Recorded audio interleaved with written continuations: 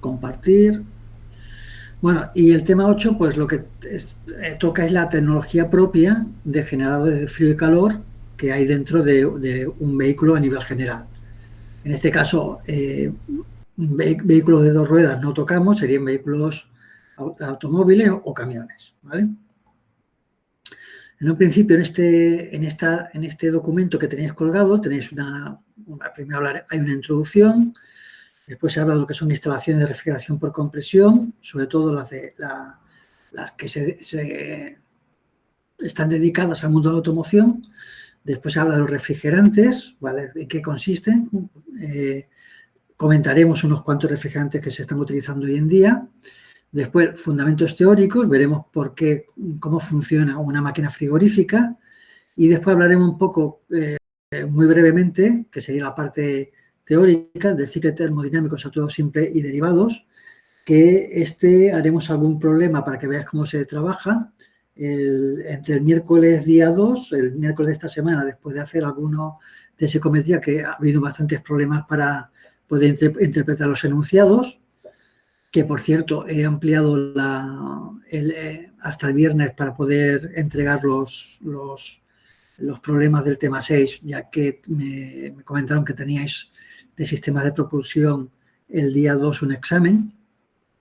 Pensar que yo a partir del día 9 entraré en sistema de propulsión para ver todo un poco el tema del hidrógeno, que no haremos el examen, simplemente os voy a ir dejando una serie de apuntes para que los tengáis en cuenta, todo el tema de generación, almacenamiento y generación de hidrógeno, almacenamiento de hidrógeno y la utilización de hidrógeno, pilas de hidrógeno. Y después, ¿qué más? Y el día 9 nos dedicaremos también más a trabajar todo el tema de ciclos termodinámicos, saturados simples y derivados para máquinas frigoríficas aplicadas a la automoción. Primeramente, la generación del calor dentro del mundo de la automoción se hace exclusivamente para confort dentro de la cabina. No tenemos ningún elemento digamos que calentar dentro del vehículo, de equipamiento del vehículo, por tanto, en general solamente se utiliza para confort.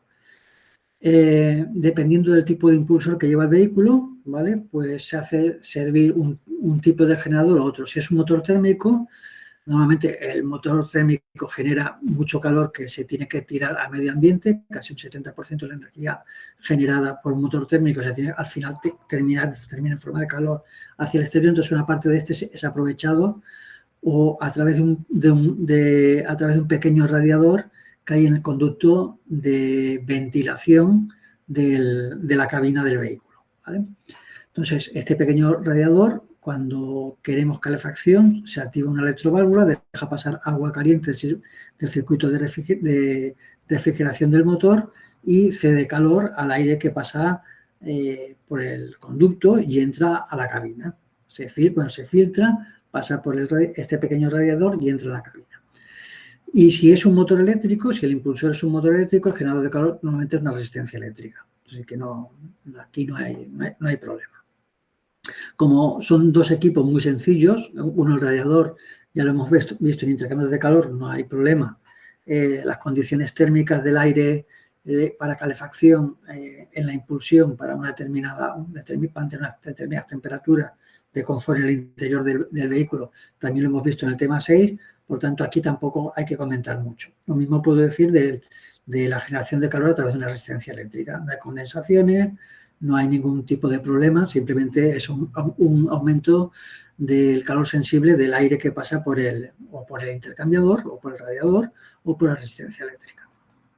En cambio, la generación de frío dentro de un vehículo se hace servir para confort, pero también se hace servir, de cierta manera, para ceder calor al exterior a través de los radiadores de agua de refrigeración. Si un vehículo térmico, para el radiador para ceder calor del motor térmico al exterior.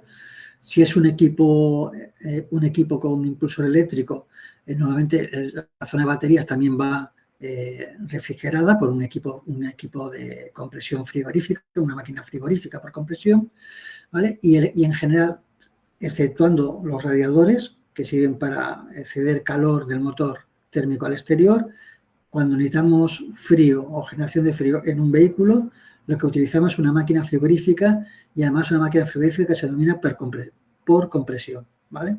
Después veremos un poco los dos grandes tipos, el por qué una se llama por compresión y otras se llaman sin compresión. Y veremos un poco el porqué de esta denominación. Esta máquina frigorífica es una máquina de refrigeración, ¿vale? Y como tal lo que hacen es el proceso de refrigeración de un espacio o un local. La refrigeración normalmente consiste en que un espacio se mantenga una temperatura por debajo de la temperatura de su entorno, ¿vale? Es decir, que consiga primero bajar esa temperatura respecto a la temperatura del entorno y mantener esta temperatura baja respecto a la temperatura del entorno. Como no hay un aislante perfecto, siempre hay entradas de calor por la estructura y el calor pasa de más temperatura a menos temperatura, significa que nosotros para mantener en un local, un espacio, una temperatura por debajo de la temperatura alrededor, tenemos que extraer el calor del recinto o continua o intermitentemente. ¿Vale? Y esto además implica transportar calor de un recinto de baja temperatura, ¿vale?, al medio ambiente que se encuentra a más temperatura. ¿Esto qué implica? Implica una cosa muy importante, que vamos en contra del flujo natural de calor, vamos en contra de la naturaleza. El transporte de calor normalmente se realiza con un fluido específico que se llama refrigerante. De este tipo de fluido refrigerante antes se utilizaban muchos, unos que se llaman CFC, otros que se llaman HCFC. Estos dos últimos tipos ya están prohibidos desde el año 2016. Los HCFC fueron prohibidos porque tenían cloro y producían la destrucción de la capa de ozono. Y hoy en día lo que se están utilizando como refrigerante son HFC, que es un producto orgánico artificial totalmente, que se llaman hidruro fluorocarbono. Después hidrocarburos, ¿vale?, metanos, butanos, propanos. Y después productos inorgánicos, como puede ser el amoníaco o puede ser el dióxido de carbono, ¿vale? Entonces tenemos como tres familias de refrigerantes. Hoy en día lo que se está utilizando en los vehículos de automoción son todo HFC, el más común el R134A, y después los más comunes que se están imponiendo ahora son unos que se llaman mezclas azeotrópicas, que son los R de la familia 400. ¿Vale? Cuando hay un 4 por delante significa que es una mezcla normalmente de varios refrigerantes. Y esto le da una mayor versatilidad a este tipo de fluido. Como el calor pasa espontáneamente de un cuerpo caliente a un otro frío y nosotros tenemos que pasar calor de uno frío a otro caliente, al exterior, pues normalmente o tenemos que aportar un trabajo mecánico del exterior o tenemos que aportar calor del exterior. ¿Vale? Esto es lo que nos lleva a clasificar las máquinas frigoríficas en dos tipos. Uno, que serían instalaciones frigoríficas con compresor, ¿vale?, que estas toman trabajo mecánico del exterior. Tenemos un compresor que me comprime un gas, el gas refrigerante, y otro que son instalaciones frigoríficas sin compresión, que toman calor del exterior para dar energía a este salto del calor antinatural en contra del sentido de las temperaturas naturales de flujo de calor. ¿Qué pasa? Que estos segundo equipos que utilizan calor para transportar calor de una zona de baja temperatura a una zona de alta temperatura son equipos muy grandes, hoy en día no se han desarrollado prototipos para utilizar en automoción, que se necesitan equipos pequeños, portátiles, ligeros además, y entonces los únicos que han quedado como referente dentro del mundo de la automoción pues son las instalaciones frigoríficas con compresión.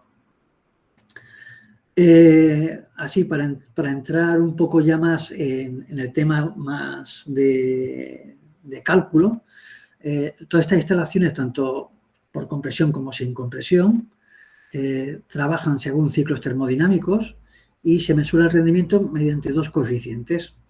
el coeficiente CCOP, que es el Cooling Coefficient Operate Performance, ¿vale? Y el Heating Coefficient Operate Performance, el HCOP. ¿Vale? Y esto depende un poco de cómo queremos servir la máquina frigorífica. En este caso, aquí yo veo que tengo un recinto, ¿vale? En la gráfica esta. Aquí tendría teóricamente mi caja negra, tengo mi máquina frigorífica, o por compresión, o sin compresión. Tomo un calor en una zona de baja temperatura y lo envío a una zona exterior que tiene más temperatura. Entonces cojo este calor Q1, aquí cojo calor otra abajo y lo envío al exterior. Cuando trabaja de esta manera es cuando trabajamos y aplicamos el Cooling Coefficient Operate Performance, ¿vale? ¿Esto qué significa? Que está trabajando para producir frío dentro del local. Y entonces aquí se define la energía que para mí es útil, que es la cantidad de potencia calorífica que extraigo del recinto, que sea Q1, partido por el coste que tiene. ¿Cuál es el coste? Si yo hago un balance energético, de todo lo que entra es igual a todo lo que sale, Q2 menos Q1, bueno, o Q2 es igual a Q1 más el trabajo o el calor que viene procedente del exterior para producir este cambio. Por tanto, el coste que tengo yo, que es el coste en forma de potencia mecánica o en forma de potencia calor, que me viene dado aquí, esto sería mi coste, sería Q2 partido por Q2 menos Q1, ¿vale? Que sería el denominador.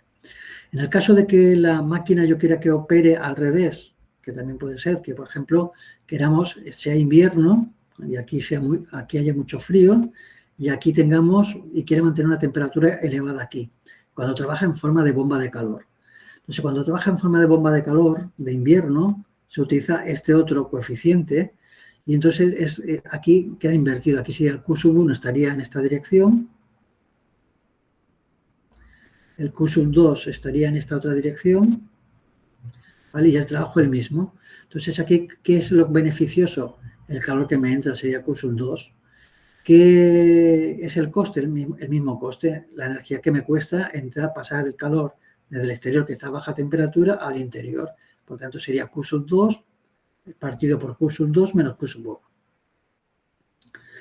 Estos son los dos. Hoy en día, si vais bueno, o cuando trabajéis, si os toca trabajar en este tema, también han salido otro tipo de medidores de rendimiento de máquinas frigoríficas, como el ER, que significa que es el coeficiente, este sería el instantáneo, esto es un rendimiento instantáneo, y otros que se llaman estacionales, que tienen en cuenta el régimen de paradas y marcha de la maquinaria para mantener en una estancia determinada, con un determinado aislante térmico que tenga esa estancia, la temperatura adecuada.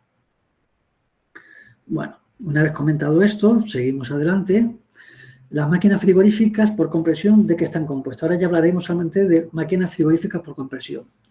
Pues están compuestas de cuatro componentes como mínimo, ¿vale? 4 componentes como mínimo. Primeramente estará compuesta de un compresor que eleva el nivel térmico del fluido refrigerante, ¿vale? Después tengo que, al ser un compresor, por definición, solamente puede comprimir gas, ¿vale? Es decir, lo único que hace aquí es una máquina exterior o un motor eléctrico o el propio motor térmico, da energía mecánica a un sistema, por ejemplo, en este caso, aquí como se ve, un sistema vela-manivela y me comprime un gas, ¿vale? Me comprime un gas, me aumenta la presión y la temperatura. Entonces, este gas caliente lo envío a una unidad exterior, ¿vale? Para ceder el calor que lleva este gas al exterior. Esto sería el condensador, la unidad exterior, ¿vale? Que está normalmente conjuntamente con el radiador del automóvil. Aquí, ¿qué se produce? Va cediendo calor hacia el exterior, la temperatura que alcanza aquí es muy elevada. Imaginaros que estamos trabajando entre 70 y 100 grados tranquilamente, y entre estos 70 y 100 grados yo lo que tengo es aire exterior aquí. Por muy caliente que sea en verano, pongamos que estamos en el desierto y que además está afectado por el calor del coche, que tengamos 55 grados, entre 70 y 55 hay un gradiente de temperatura, por tanto, nuestro gas primero se enfría y como está a una presión muy elevada, al final termina por condensarse, se condensa y se transforma en líquido. Este líquido normalmente se almacena en un acumulador de líquido, se filtra y se envía al evaporador, que sería la unidad interior que me produce, digamos, entre comillas, el frío. Para pasar al evaporador pasa por una unidad que se llama dispositivo de control de flujo, que lo que hace es dividir la zona de alta presión que tengo aquí con la zona de baja presión que tengo aquí en la parte izquierda de la figura.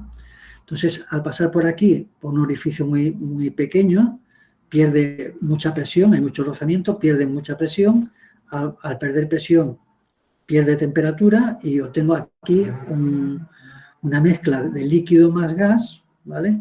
Pero a temperaturas si aquí estaba 70, entrando a 70, 100 grados, aquí tranquilamente puedo estar trabajando entre 2 grados, 3 grados centígrados hasta los 7 grados, ¿vale?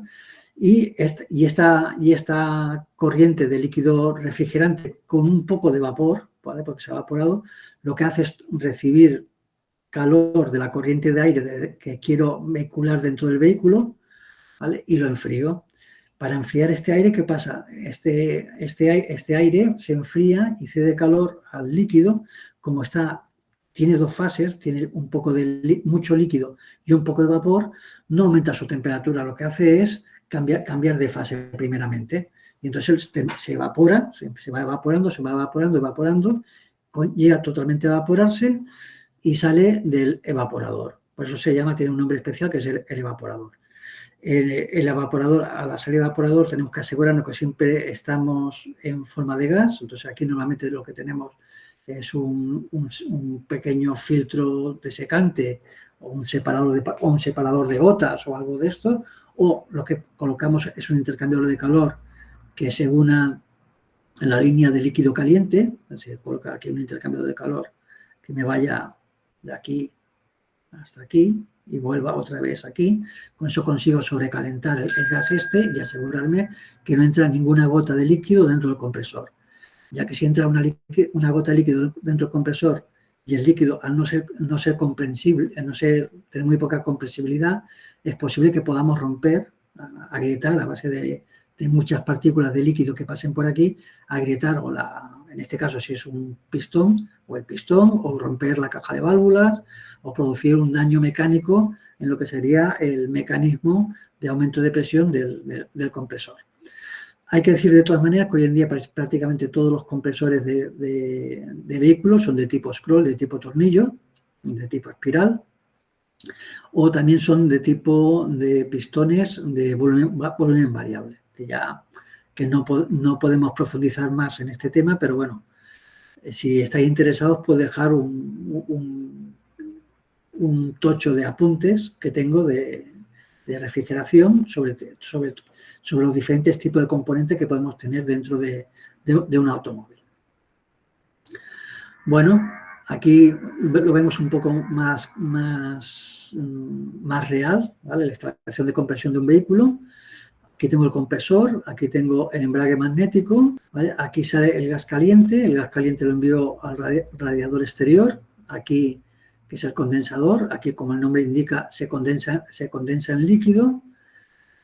Voy a un acumulador, este acumulador tiene el objeto de acumular una determinada cantidad de líquido para poder hacer frente a las diferentes cargas del evaporador. Y por aquí llega el líquido, aquí llego al dispositivo de control de flujo, en este caso es una válvula de expansión. Aquí se lamina este líquido, cae mucho la presión, cae mucho la temperatura, al bajar la presión y temperatura entra en contacto con el aire caliente que quiero refrigerar para entrar dentro del vehículo, ¿vale? Y se evapora, y aquí tengo el evaporador. Este gas evaporado es aspirado por el compresor y vuelta a seguir. Físicamente estaría un poco así colocado. Aquí tendría el compresor con su embrague magnético que está conectado al motor térmico a través normalmente de una polea y unas correas, ¿vale? Aquí tendría el radiador en la parte inferior normalmente del radiador del vehículo. Aquí tengo el intercambiador que os había comentado para asegurarme siempre que en esta línea de aquí sale caliente el gas, perdón, el líquido, sale caliente el condensador líquido, ¿vale? Y aquí pasa el gas frío. Entonces lo que hago es calentarlo un poco para asegurarme de que todas las pequeñas gotas que puedan salir del evaporador se conviertan en gas y puedan entrar efectivamente en gas al compresor. O sea que hay este pequeño intercambiador. El dispositivo de control de flujo, ¿vale? Mi evaporador. Este evaporador está colocado dentro de una serie de conductos. Como podéis ver, hay una serie de trampillas. Aquí tengo un ventilador, unas trampillas que toman aire del exterior y aire de recirculación del propio habitáculo. Pasa primero por lo que hacemos primero es enfriarlo. Si es un coche climatizado, lo que tengo después es un intercambiador de calor. Un intercambiador de calor tipo un pequeño radiador para calentar, después de enfriarlo, calentarlo para conseguir el grado de humedad, un buen grado de humedad y una temperatura adecuada dentro del vehículo. Y estos serían los conductos que van a pies y los que van al picadero, ¿vale? del vehículo. Bueno, seguimos. Esto sería lo que es un condensador, ¿vale? Como veis, muy similar en construcción a lo que sería un radiador, con su electroventilador. Aquí como detalle podemos ver el depósito acumulador a la salida del condensador, el depósito acumulador. Aquí tengo un evaporador, ¿vale? Pensar que esto va dentro de un conducto colocado, todo el aire pasa por aquí, por esta zona de aquí, ¿vale? Con los diferentes sensores de temperatura para abrir y cerrar compuertas. Aquí tengo el compresor, ¿vale? Que aquí se ve la polea. Aquí en la parte delantera tendríamos lo que sería el embrague. Aquí tenemos diversos dispositivos de expansión. El más normal y más común sería la válvula de expansión, válvula termostática, la válvula de expansión termostática, que sería esta de aquí. Estos de aquí son tubos capilares.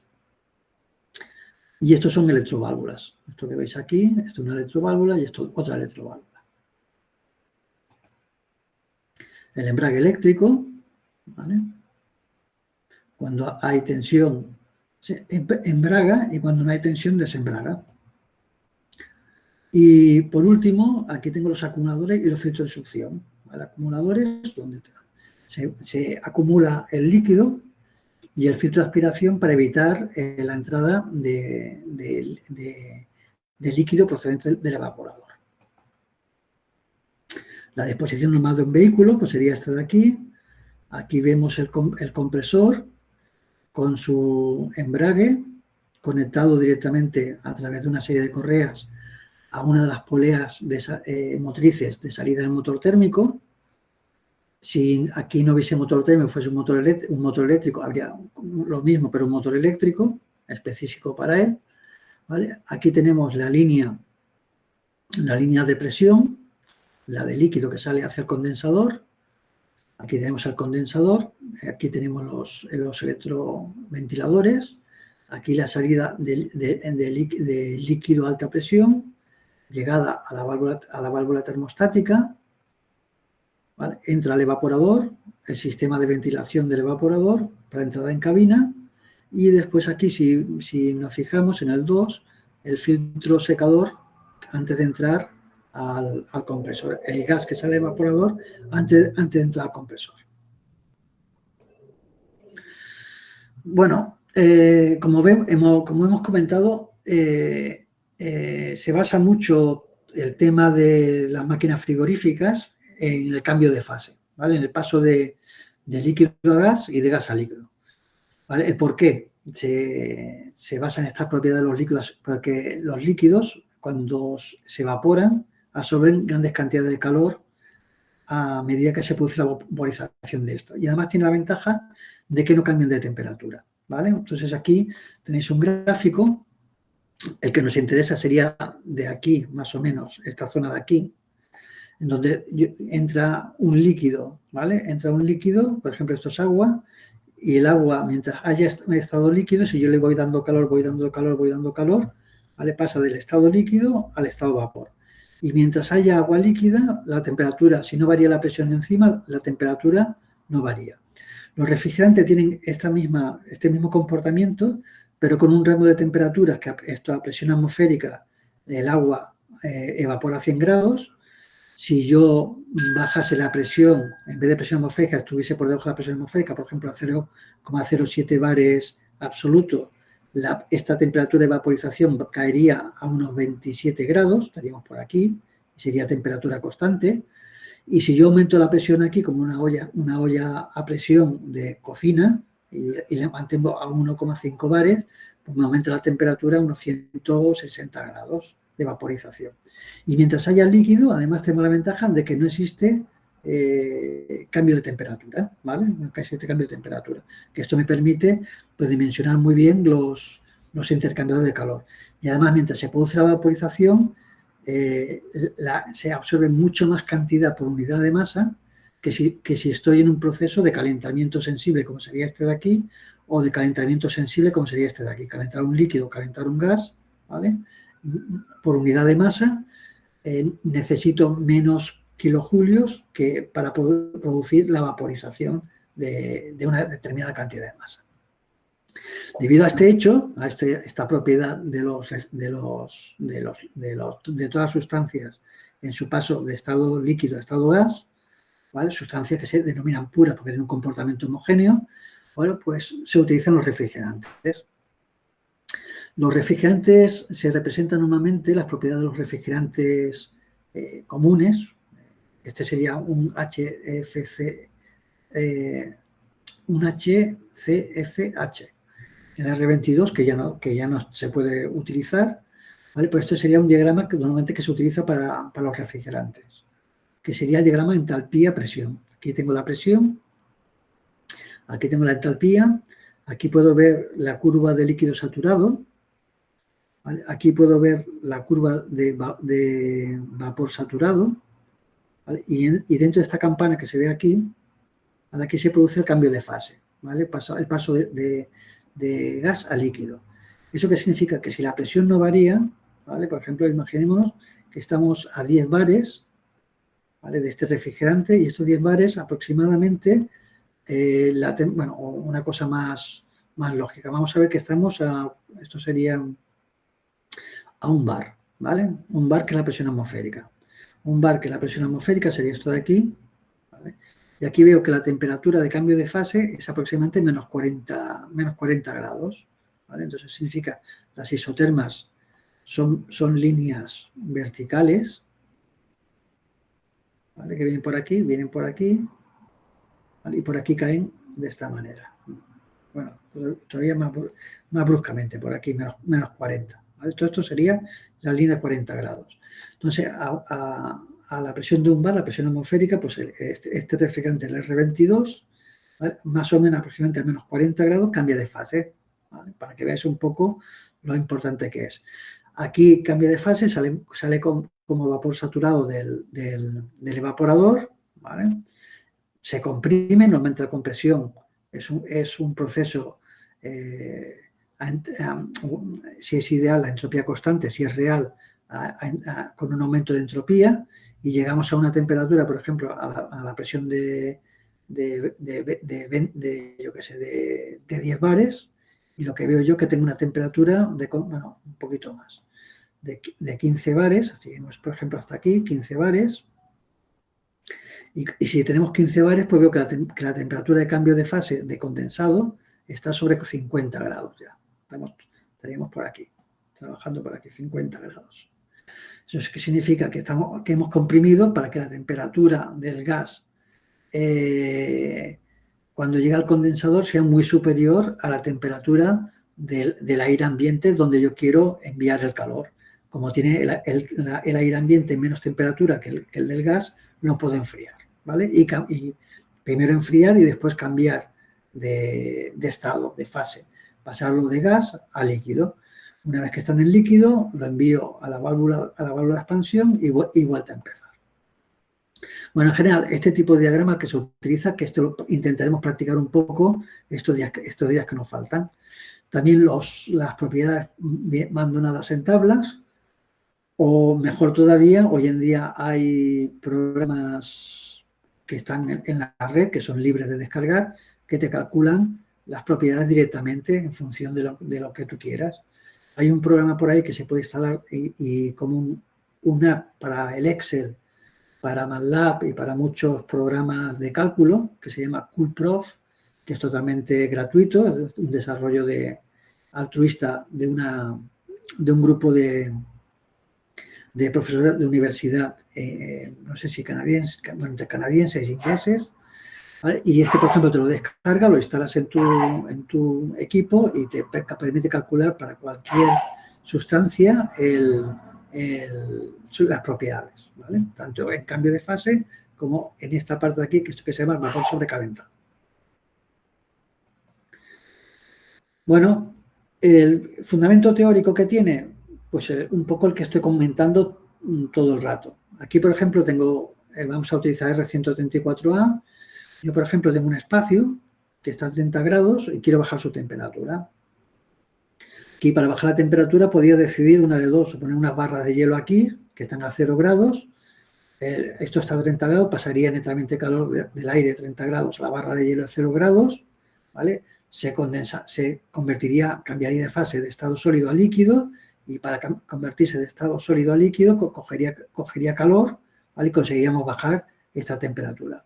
Problema que me quedaría un charco en el suelo y quedaría muy mal. En un vehículo estará encharcado por mantener una temperatura baja a base de un coste de barras de hielo. Para evitar eso, pues podemos, por ejemplo, inventarnos colocar uno de estos refrigerantes, por ejemplo, R134A, uno que es muy común, un depósito. Lo abro a la atmósfera, ¿vale? Y yo veo que cuando está abierta la atmósfera, aquí tengo la presión atmosférica, y si tengo aquí la presión atmosférica, el líquido se tiene que estar a menos 26 grados.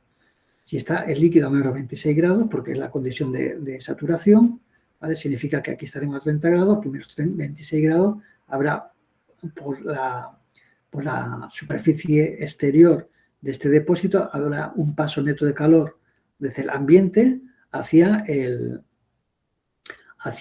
depósito. Como hay líquido y aquí hay vapor de R134A, mientras haya líquido, tanto el vapor como el líquido estará a menos 26 grados, ¿vale? Entonces no habrá ningún problema. Yo, si quiero regular el flujo de calor, lo único que tengo que hacer es colocar aquí una trampilla. Si yo cierro la trampilla, ¿qué ocurrirá?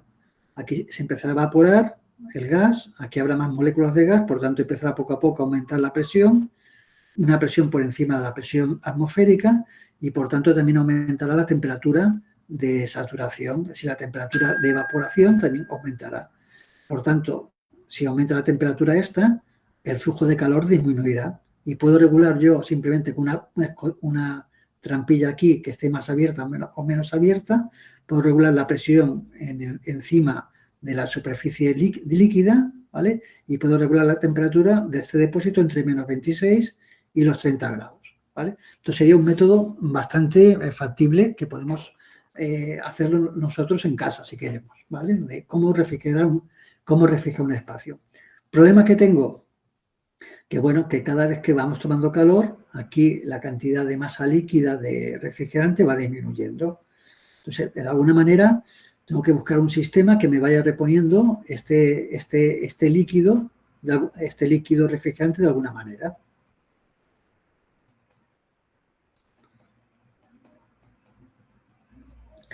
Bueno, de hecho, esto sería lo que sería el evaporador, ¿vale?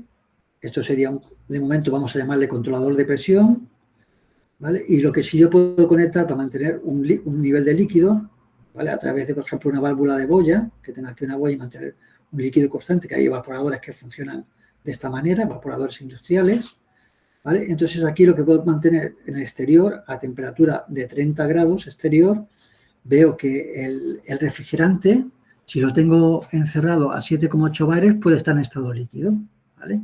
Porque tiene para 30 grados su presión de saturación es de 7,8 bares. Por tanto, aquí puede estar el refrigerante en estado líquido a 7,8 bares. Si yo, mediante una válvula tipo boya, cuando baja el nivel, abre, como aquí tengo 7,8 bares y aquí tengo la presión atmosférica, netamente iré manteniendo el nivel constante de fluido, ¿vale? Ya tengo en cierta manera, ya una parte de la máquina funcionando. Esto sería mi depósito acumulador, ¿vale? Esto sería mi evaporador, pero en vez de poner una válvula aquí, si yo coloco aquí un compresor, ¿vale?, que me regule la presión que tengo ya aquí arriba, que le pueda variar el número de revoluciones, y aquí pueda tener las presiones desde presión atmosférica o por debajo de la presión atmosférica hasta la presión máxima posible de que aguante este depósito, podré regular siempre la temperatura de evaporación y poder también regular de alguna manera el flujo de calor, ¿vale? Y cuando quiera parar, cuando pare la máquina, se saturará, aumentará la presión hasta que la temperatura de aquí sea la temperatura del espacio que se encuentra alrededor y no hay ningún problema. ¿Qué pasa? Que de todas maneras sigue siendo antieconómico, ¿vale? Antieconómico el sistema este. ¿Por qué? Porque estoy echando un gas que es artificial, que se fabrica al exterior, ¿vale? Aunque estos teóricamente no son contaminantes, pero tienen un alto grado de efecto invernadero, los HFH. Por tanto, lo que nos interesa es... a ver si aparece o no. No aparece. Bueno, es colocar, para cerrar el circuito, a ver.